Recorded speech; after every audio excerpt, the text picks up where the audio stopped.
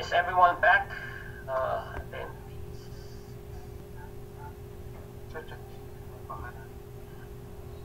Gilmar, am I back?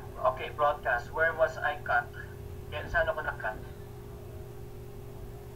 Guys, please hang on. I didn't even notice that I was cut. Okay? Ano yung last part that I was cut? There's a mindset. Saan ang mindset? Ha? Itong 3M, sir. 3M. Yes, po. Sige. Okay, guys, please bear with me. If you missed that part, okay, I have to do it all over again on the 3Ms. That's what happens if it's live. It happens. Pasensya na po. Okay. Let's go to the 3Ms.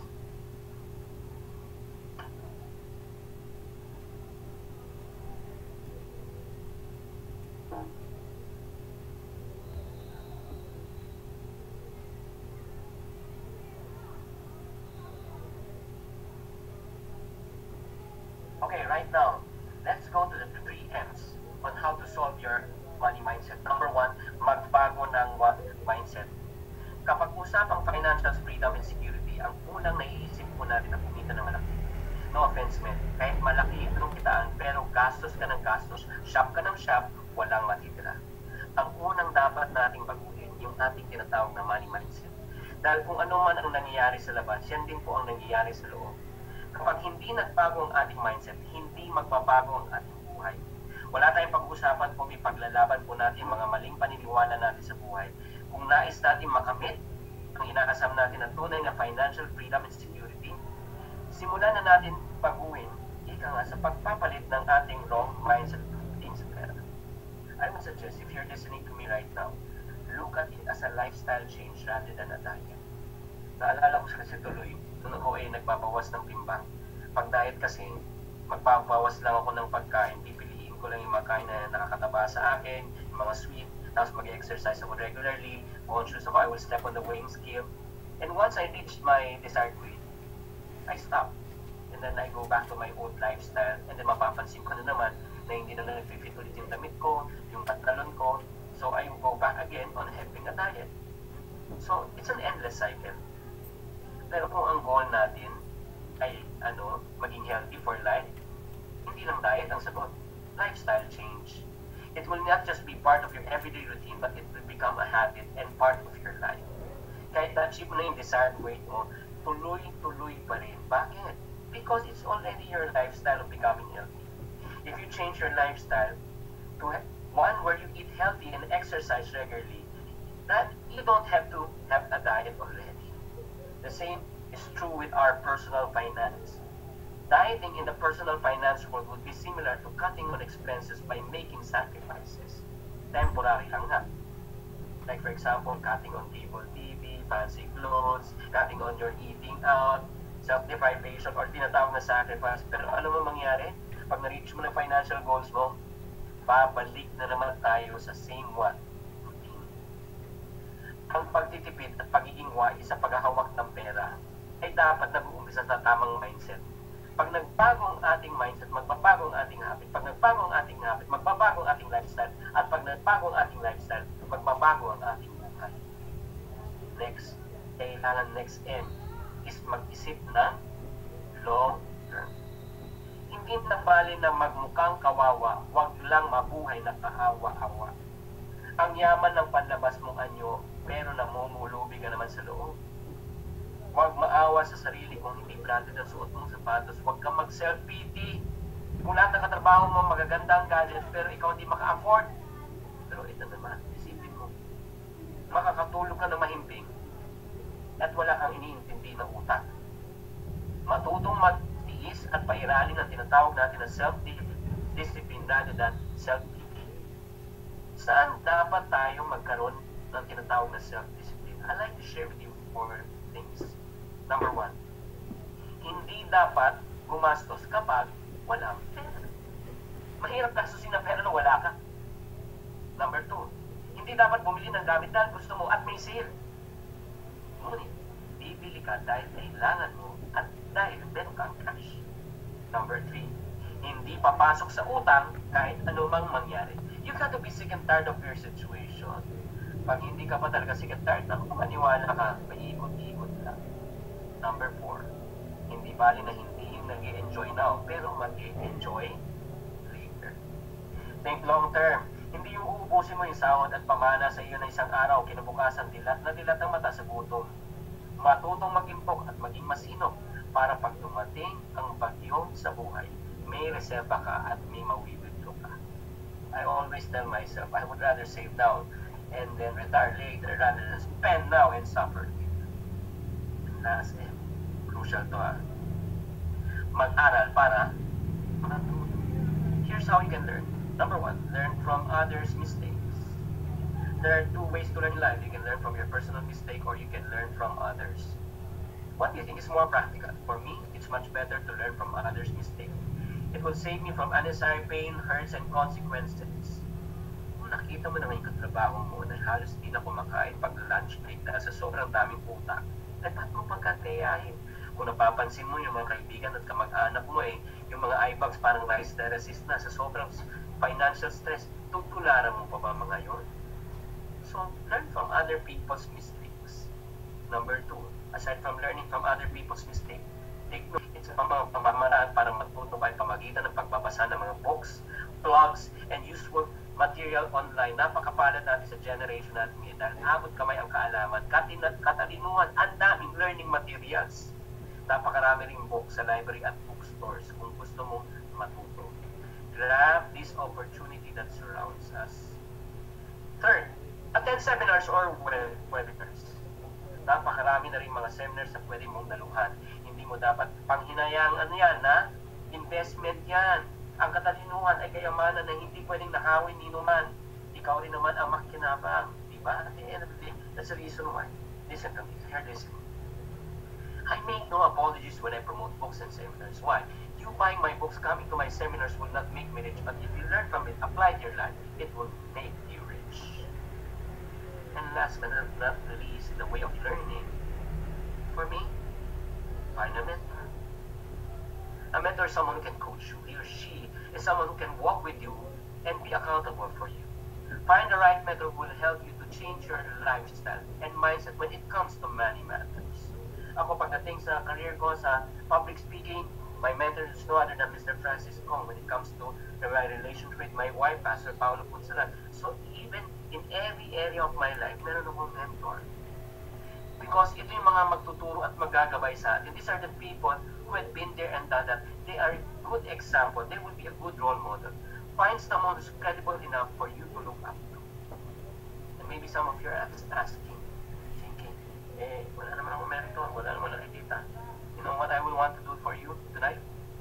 Even when you're abroad, I want to volunteer myself to be your personal mentor and coach when it comes to finances. All you need to do is just visit my Facebook account, drop me a line, send me a message, go to my Chinkitandat account, send me a personal message. So if you have any question about finances, I would love to help you out. Right now, I'm sure, ang dami natin na pag-usapan, ang dami natin natutunan. Pero alam nyo ba, kahit ang dami na nating alam, pero kung hindi natin na-apply, yung mga natutunan natin, ito po ay walang saysay. Para ka lang natuto mag-swimming sa loob ng isang classroom, pero hindi mo na-apply ang natutunan mo dahil hindi ka pa sumubok na lumangoy sa swimming pool.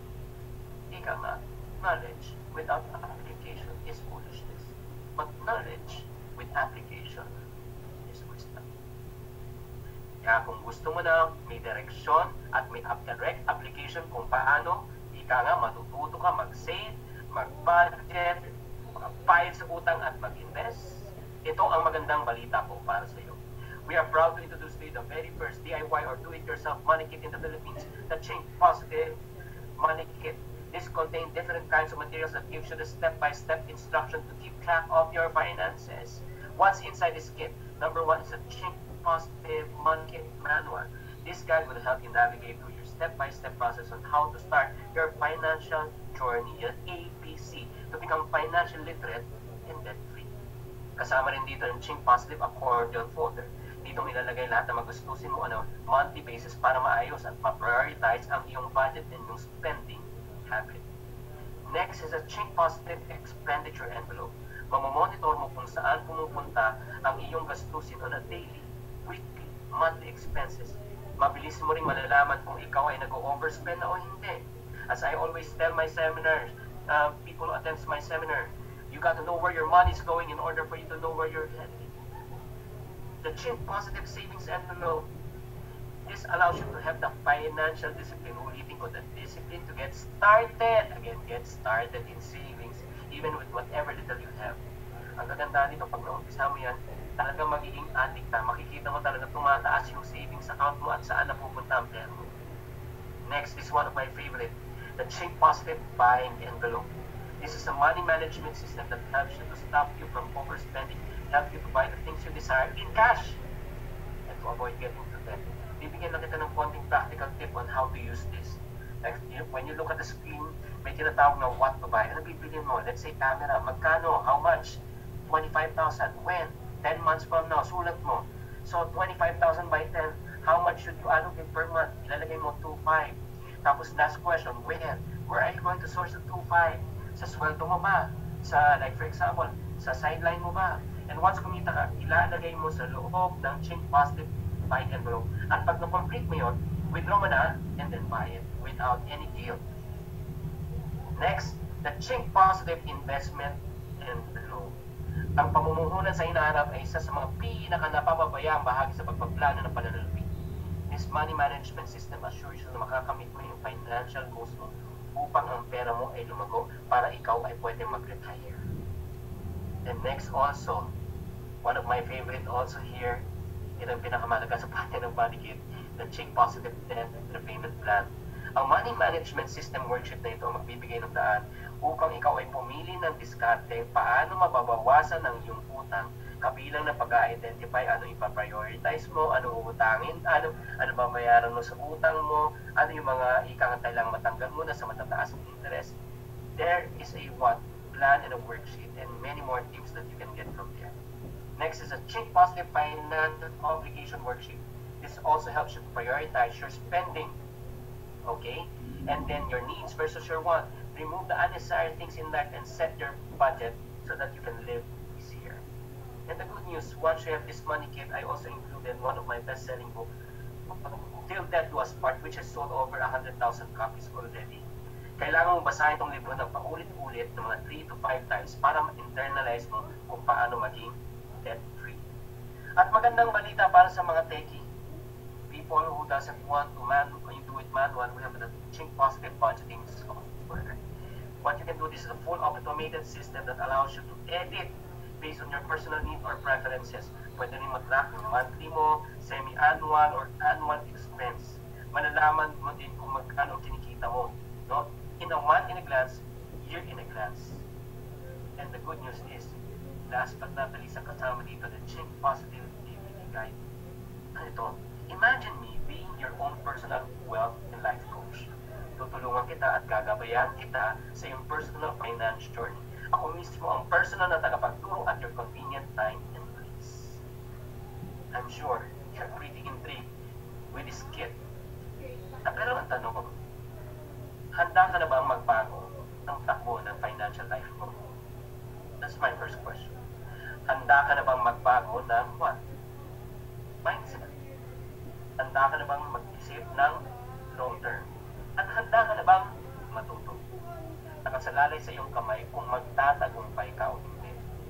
If you really want to live a life free of debt, a life of financial freedom, resolve to change your mindset and learn to think how to think long term, I would suggest, act not tomorrow, act not today, but act now. Order your Think Positive Money Kit na ito para makapagsimula ka na ma-apply mo lahat ng natutunan mo ngayon. For further questions and concerns, if you want to know more, just go to my personal website for the Money Kit called moneykit.com.ph. You can click it on also on your screen on your right side. And you can go to that screen for further questions and concern. You can click the chat now button and you can ask them kung ano po. No, makikita mo yan sa bottom screen ng moneykit.com. Just click it. You can talk to A1 customer support and ask them any details about the Money Kit. I'd just like to thank all of you. Okay? Right now, maraming